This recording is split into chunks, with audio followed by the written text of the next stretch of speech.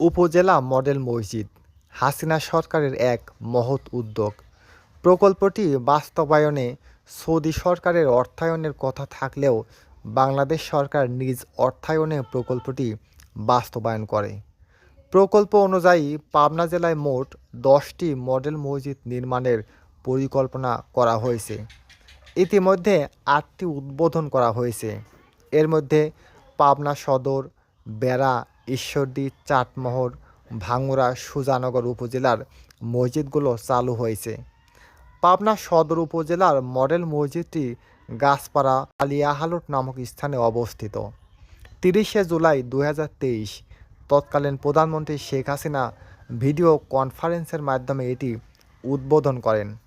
3 তলা বিশিষ্ট মসজিদটি পাবনা ঈশ্বরদী মহাসড়কের পাশে গাছপাড়া নামক স্থানে অবস্থিত।